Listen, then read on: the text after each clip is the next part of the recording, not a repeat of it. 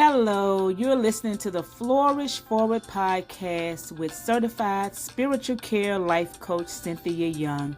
This is your go-to space for faith-filled inspiration, leadership insights, and powerful prayers that empower you to thrive in every aspect of life.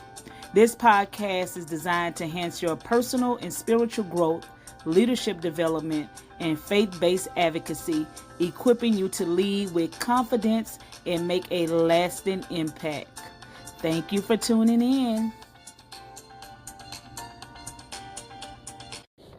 Happy Juneteenth, 2025. Welcome back to the Flourish Forward podcast. I'm your host, Coach Cynthia, life coach, spiritual leader, and someone who's walked the halls of corrections not just as an advocate, but as a former corrections officer who saw firsthand how deeply the system can impact lives. Today's episode is close to my heart. We're going to be talking about justice-impacted women and girls, those who've been incarcerated, involved in the justice system, or shaped by it in ways the world often overlooks. But here's what I know. They are not their past. They are powerful. They are promise carriers. And it's time we talk about the barriers they face and how we can help them flourish forward. Today, I want to talk about justice-impacted women and girls and why serving them is not just my mission, but it's my ministry. So what does justice-impacted mean? When you hear the term justice-impacted, and you might have heard that term, those who have been impacted by the justice system or by the criminal justice system, justice-involved individuals, something to that tune.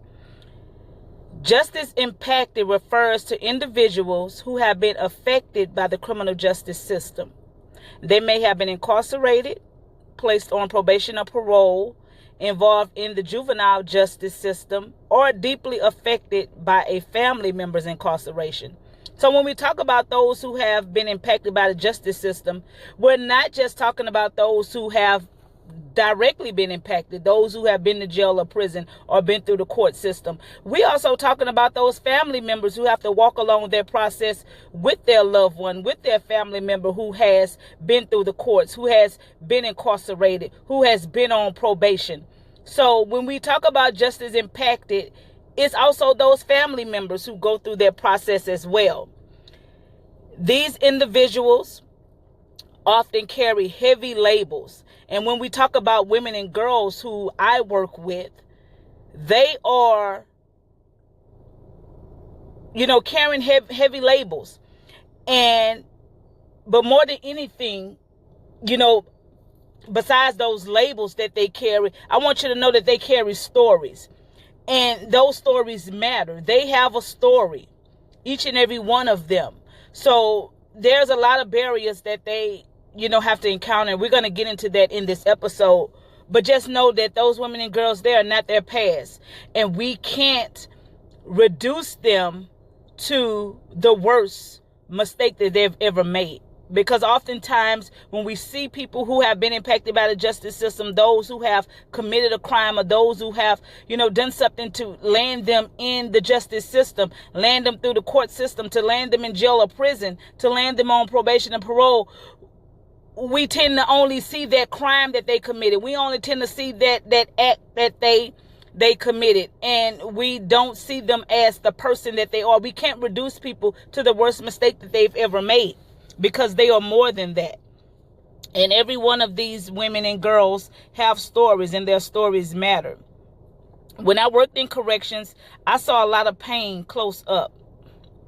I saw women who are brilliant but broken, strong but systematically silenced. I started asking myself, where is the church in all of this? Where is the coaching? I really, and I tell this story often when I'm asked, how did I become a life coach? What made me want to be a coach? It actually started when I worked in corrections. Because when I worked in corrections, I found myself coaching others, not just women and girls, but men as well, because I've worked with men in the prison and I've worked with women. And so I found myself questioning, asking questions. What a coach do? Ask questions to find out, what is it that what is it that's important to you? I asked those questions that a coach asks, like, what do you want to do? Because even though they were incarcerated, I know there was so much more to their lives, so much more that they desired to do. So I asked those questions that no one may have never asked them before. So that's really where my coaching kicked off when I worked in corrections. That's where my love for community and my love for coaching, my love for just working with people and trying to help them to grow as a person, help them with personal development, help them with personal growth. They often used to refer to me as the social worker. They're like, you miss your calling. You up in here in security as a corrections officer, but you need to be a social worker. And I agree with that, because I had a heart of compassion for those who were incarcerated. So I found myself coaching them and asking the questions. And some of those questions are hard questions. When I'm coaching people, some of those questions, you really have to do some deep reflection. So I found myself in that situation when I worked as a corrections officer. So I believe that's really where my love for coaching really was birthed, when I worked in corrections. So I was asking these questions, like, where are the resources that honor these women and men, their dignity? And for the purpose of this podcast, I'm really going to be referring to women and girls. But I have worked with, and not only in corrections, but in my coaching, I've done some coaching with men as well, although my focus is on women and girls. And what I realized was my experiences were not much different from theirs. And the only difference was I wasn't incarcerated in a jail cell like them. I lacked education for a long time until I finally decided to return back to school to earn my GED, and eventually went on to graduate college 3 times and earned 3 degrees, and 2 being in criminal justice and a master's degree in public administration. But I worked minimum wage jobs as a single mother for many years, struggling to make ends meet. I know what it's like to have to decide between buying groceries or paying the electric bill. Not that, we ever went hungry, but there were many days and nights I couldn't afford the food that I desired to eat. So I'm not far removed from these women and girls that I work with. And that's why I'm so passionate. That's why I have a heart. That's why I say it's much more than a mission for me. This work that I'm doing is also a ministry. What I'm doing, working with women and girls who have been impacted by the justice system, because oftentimes those are the ones that are left out. They are left out, and they're often overlooked. They're marginalized, and they don't get that opportunity that those who haven't been impacted by the justice system get. So that's why I am so passionate about working with this group of people, women and girls who have been impacted, and not just those who have been directly impacted, but their families as well. I was that young girl, that young teenage girl with a baby at the age of 16. I could barely take care of myself. So I have empathy and compassion for those young girls that find themselves caught up in the system at a young age, those single mothers. And again, although I've never been incarcerated, I've never been arrested, I've never been involved in the justice system, but I do identify with those barriers. I do identify with the experiences of those that often do find themselves in the justice system. Lack of education, lack of making, the amount of money you need to be able to care for your family. You work in minimum wage jobs. You don't have the education you need. You drop out of high school, to try to work. Single mothers have to go to work to try to take care of their children. I've done that. I've been there. I've done all that. I didn't graduate high school because I feel like I needed to go to work to take care of my son. I had my son while I was in high school. So I identified with a lot of what these young women and girls face. And so, that experience working in corrections, it changed me. And that's why I am now today, as a life coach, working with these same group of people. Because I know how much is needed. I know the impact that it make. I know the difference that it make. And I know that these women and girls are often overlooked. So, just working in this field, it really changed me, and so that's why I went on to, pursue another degree in criminal justice after I got my first degree in criminal justice. I worked in the jail. And then I wanted to learn more. I wanted to know how I can help people that were impacted by incarceration. So I went on to continue my education because I know how I could make a difference. So I want to get into the barriers that women and girls face. You know, those who have been impacted by the justice system, and not only them, but their families, their loved ones as well. There are some real systemic barriers that women and girls face. And a lot of times people just don't know because it's out of sight, out of mind. If we don't see this, if we don't have a family member or somebody that we are close to that's impacted, we don't even realize what's happening. We don't even realize the barriers, the systemic barriers and obstacles that women and girls have to face when they have been impacted by this so-called criminal justice system or criminal injustice system, because a lot of times we see a lot of the injustice before we see the justice happening in this system we have in America. So the real barriers women and girls face, for one, they face housing discrimination. When they have been impacted by the justice system, it's hard to find housing. When you go to fill out an application for housing, they want to know, have you been convicted of a crime? Have you been arrested? A lot of times, if you check that box, yes, you know, they discriminate against you with getting housing. Limited access to meaningful employment. The same thing with employment. When you go to apply for a job, they're going to ask that question. You know, have you been arrested? Have you been convicted of a felony?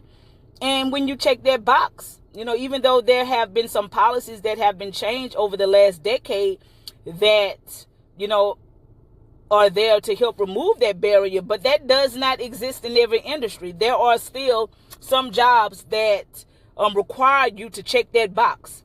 And for someone that has never had to check that box, you don't know what it feels like to have to check that box. For someone that has never been arrested or incarcerated, you just look at that question and keep going, because that's not your experience. That's not your reality. So, you know, that don't even faze you. But for the person that has to stop and think, should I check this box or should I lie? Should I say that I haven't been arrested or convicted of a felony? And then when you don't tell the truth, then sometimes it could end up even worse. So just having to face that barrier when you're trying to apply for a job or try to apply for housing, you know, it's deep. It's a lot. It's a lot. But for those that don't have to experience that, you don't even think about that. That's not even something that you have to even think about. So they also face mental health challenges. A lot of women and girls face mental health challenges. They go through depression. They go through anxiety. They go through, you know, bipolar disorder. Just all kind of mental health challenges that they face as a result of being impacted by the justice system. And sometimes they are facing these mental health challenges before they even end up in the justice system. A lot of times that's why they end up in the justice system, because there are not a lot of mental health facilities and treatment for people that have mental health challenges. So instead of them being, you know, going to a mental health facility or getting some treatment or, you know, getting help for their mental health challenges, they are incarcerated. And so we have jails and prisons that are full of people that have mental health challenges when they should not be in a jail cell, when they should be in a mental health facility, or even if not in a mental health facility, they should be getting some type of treatment for their condition. But instead, they are locked away in a jail cell. So another barrier that women and girls face, separation from children and family. You know, men face this too, you know, and all these barriers men face as well. But for the purpose of this episode today, we are, you know, talking about women and girls because that's who I work with. But they face separation from children and family. You know, when they get incarcerated, if they don't have loved ones to take care of their children, you know, a lot of times their children end up in the foster care system, end up in the state system, and that's not somewhere that you want your children to be. And even if you don't end up in the foster care system, you may end up with a family member, with someone that you really don't want your children to end up with. It's just hard to be separated from your children. So, you know, women have to face that, having to be separated, have to go through this legal process, and also having to deal with the pain of being separated from your children on top of that.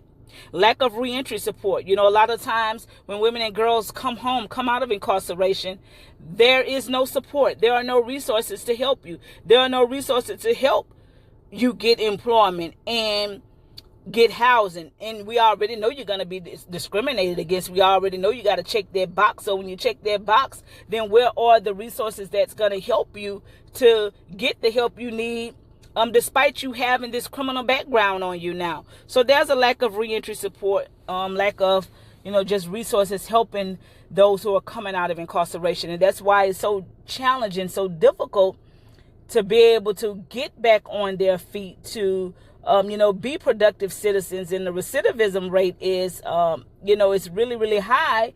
And the recidivism rate, that just means the rate at which people who are released from prison, the rate at how often they go back. They often go back within 3 years. That's what the statistics say. Within 3 years, they're going to be back incarcerated again. And a lot of this has to do with not having any support and resources once you come home. And those that come home that's on probation, parole, that's a whole another challenge and barrier you have to face. Have to come up with money to pay fees and fines and all kind of stuff. And it's already hard to get a job, to get employment. And so if you don't have a job, you can't pay for, you can't pay your fines and your fees. You can't pay for your daily necessities. You just can't provide and buy the things you need. So it's just a cycle. It's just a continuous cycle that keep you stuck, that keep you not being able to get the help that you need. Stigma from faith communities and society. We think the church will be supportive. We think the church will be welcoming to those that are coming out of incarceration, those who have been impacted by the justice system. But a lot of times the church reject those that are impacted by the justice system and society as a whole. Again, we can't reduce people down to the worst mistake that they've ever made. They are more than that. Just because someone makes a mistake, that doesn't mean that's their life. That doesn't mean that has to, be with them for the rest of their lives. Once people go and do their time, they come out of incarceration, then it's time for a new start. It's time for a fresh start. We just can't keep holding that against people. So we have to be more supportive. We have to be more welcoming of those who have been impacted by the justice system, because they really need that support. They really need that help. We often ask people to change their lives, but we don't change the systems they return to. That has to shift. We can't ask people to change. We can't ask people to do better or, to do certain things when the system and all the odds are still stacked against them. That when there's no way that they can do better, because they need, the system working for them. They need people working for them. They need the faith community working for them. They need the business community working for them. They need all these resources. They need to come together so that they can be productive citizens in society. Women and girls, they don't need your pity. They don't need your pity. They need purpose. They need people who will believe in them. They need coaches and mentors. They need, people like me, a life coach. They need mentors that's going to support them and believe in them and help support them on their journey. They need trauma-informed care. A lot of these women and girls have been through so much trauma. They've been through childhood trauma. They've been through trauma as an adult. They've been through trauma just going through this justice system, just going through this entire justice system. As a whole, it brings on you a type of trauma that you would never see coming. It's a process that it is first of all, it's a lengthy process. It's supposed to be a due process situation, but a lot of times it just brings on more trauma on top of trauma that you already have. So, these women and girls, they need trauma-informed care. They need spiritual support. They need spiritual life coaches. They need mentors who going to help them spiritually, going to help them grow spiritually. They need the faith-based community there to support them. They need safe spaces to heal and grow. They need a place where they can go and heal and grow as a person. Because when they're coming out, they already feeling a lot of shame and guilt. They already feeling a lot of fear, especially for those who have been incarcerated for many years, for decades or so. Coming out, everything is different. Those who have went to jail or prison before technology, really took off, and technology is evolving, every year, every day. So to say, it's changing and it's evolving. So for those that are locked behind prison cells, all this is new to them. So we need those that's going to be able to help them to, help with the evolution of just this growing society that we have. So they need those safe spaces to heal and to grow. They need those opportunities to learn, to lead, and to earn. They need financial support, financial resources. They need all of that. They need all of the resources, everything that we need to function and be able to live in a society. Those who have been impacted by the justice system, they need that as well. But they need it 2 times more than us because they are kind of behind, coming out of this situation. So we just have to be there to support them. We can't judge them. We can't, say that's not our problem, because it is our problem. We have to deal with this, and we have to be more compassionate, have more empathy for those that have been impacted, because it's not something that anyone wants to experience. It can always end up being you or someone in your family, and you will have to go through this process. And so through Flourish Forward, because my commitment to working with justice impacted women and girls, through my Flourish Forward program, through my Flourish Forward life coaching, we help justice impacted women rewrite their stories. We offer coaching, spiritual care, and life skills development. We don't just offer services, we offer sacred space. We open up a space for these women to be able to be themselves, to be free, to be healed, to be whole. We offer a space where women are not defined by their past, but empowered by their potential, because all these women and girls have potential. Everybody has potential, and you just need someone that's going to nurture that and cultivate that and help you to grow. And so that's what we do with our Flourish Forward life coaching program. Isaiah 61 says, "He has sent me to bind up the brokenhearted, to proclaim freedom for the captives and release from darkness for the prisoners." That is Isaiah 61. So, we have to be there. We have to help to make sure that our brothers and sisters that have been impacted by this justice system, that we are doing our part. We are doing our part to help them to get free. God's heart is with the justice impacted. I need you to know that God does not judge. God has compassion for the lost, the least, and the left out, the least of these. Those that are often overlooked, those that are often marginalized. That's who God has a heart for them. So, and God does not reject them. So we can't either. Jesus didn't avoid those who were broken. He moved toward them, and we have to do the same thing. We can't turn our backs on them. We have to make sure that we're there to support them. Especially, I'm talking to the faith community. Especially, I'm talking to those who are spiritual mentors, spiritual life coaches, pastors, those who are in the faith community. We really, really have to do our part. We really have to embrace those who have been impacted by the justice system. We have to have, mercy on others. We can't judge. I live in a community where we experience a lot of crime. In my community, we experience a lot of devastation. We just experience a lot of things that break my heart.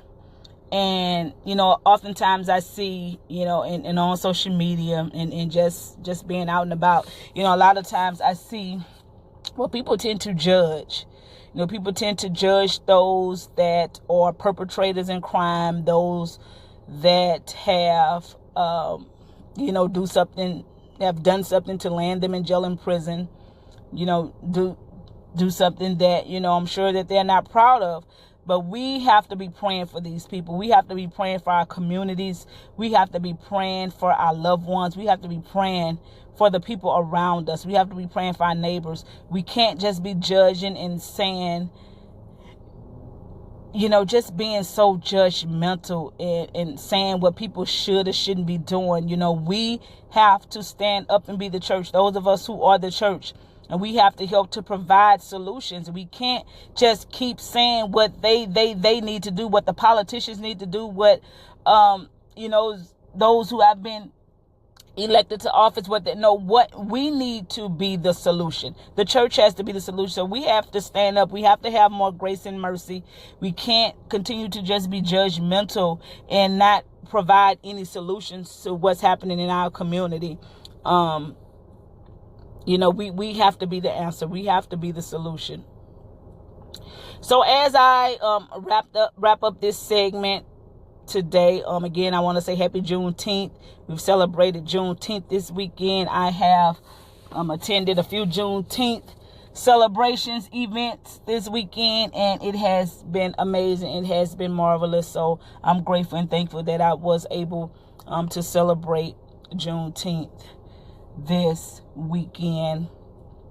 So, I just want to, send out this call of action to everyone that's listening to this podcast. We have to be more welcoming, more receiving of those who have been impacted, especially those who are coming out of incarceration. They need reentry resources. They need people that's going to support them and help them on their journey. So if you're listening and you're wondering how can you help, because I don't like to put out a call to action and tell you need to do this or do that and not tell you exactly what it is that you can do. So some things you can do to help those who have been impacted. You first open up your heart, learn more. You have to be able to be educated. You have to educate yourselves to be able to help others. Like if you're not educated in this area, you don't really know how to help justice impacted people, you don't know what they go through, you don't know the barriers that they go through, then educate yourselves on what is happening, what are policies that systemically hold people back. And there are a lot of policies out there that they hinder justice impacted people from moving forward, from rebuilding their lives. So we have to be a part of that. We have to make sure that we know these policies and that we are standing up against these policies that is, keeping this cycle of mass incarceration going in our communities. Because when it impacts them, it impacts all of us. So mass incarceration impacts all of us. It impacts all of our families. So we have to make sure we're doing our part to make sure that we're making a difference in that area. You can volunteer. Pray. Please pray. Those of the faith community, pray. Pray for those families. Pray for people who have been impacted by this justice system. Pray for people that are incarcerated. Speak up. Again, there are policies that are systemically racist, that hinder people and keep them held back. So, right here in Louisiana, with our new governor, there was a whole session that was just on criminal justice reform. And a lot of those policies that were discussed and that, those bills that were passed and became law, they wasn't in the favor of those who are experiencing, that have been impacted by the criminal justice system. Those policies were against them. It wasn't to help them. It was rolling back all of the policies that we had from the previous administration that were passed, that we fought for. I was at the state capitol, fighting for these policies that we had on the books. And now with the new administration, all those policies have been rolled back to keep the cycle of mass incarceration going. So we have to make sure that we are speaking up. We have to educate ourselves. We have to learn about what's happening. Then we have to speak up. We cannot be silent. We have to speak up. Become a mentor. Speak up in your faith community. Donate to causes doing the work. There are so many organizations out here that's doing the work to help to stop this cycle of mass incarceration. There are organizations and people doing the work to help support those that are coming out of incarceration, helping with reentry support, all of that. Donate to those causes. They need money to do that work. And even if you just want to sponsor someone that's coming out of incarceration that need help, that need help with employment, they need help with housing, they need whatever type of support that they need, help them. Do what you can. And And I just want to encourage anyone, if you are right now a justice impacted woman that's listening to this podcast right now, I want you to hear this. You are more than your record. You are not forgotten. You are seen. You are loved. And you are destined to flourish. So just know that you are more than the worst mistake that you have ever made. So I want you to know that. If you are listening to this podcast and you have been impacted by the criminal justice system in any way, and if you're a family member or a loved one of someone that's impacted by the justice system, I want to encourage you, to continue to support your loved one. Don't abandon them, because they need all the help and all the support that they can get. Just know that you are not alone. There are people out there to help support you as you support them. So I want to encourage you to, to keep going and not give up. Don't give up the faith that it's going to get better. Better days are ahead. So y'all, I want to thank you for those of you that have tuned in to this podcast, this episode of Flourish Forward podcast with Cynthia. I want you to be sure that you share this episode with someone who needs hope today. Because the purpose of this podcast is to spread hope, to spread love, to encourage, to help us to flourish forward. Because that's what it's all about. We want to be moving forward. We want to be flourishing. We don't want to just be surviving, trying to survive every day, but we want to actually thrive in life. So that's what the Flourish Forward podcast is all about. So let's keep building a world where every woman can heal, lead, and flourish forward.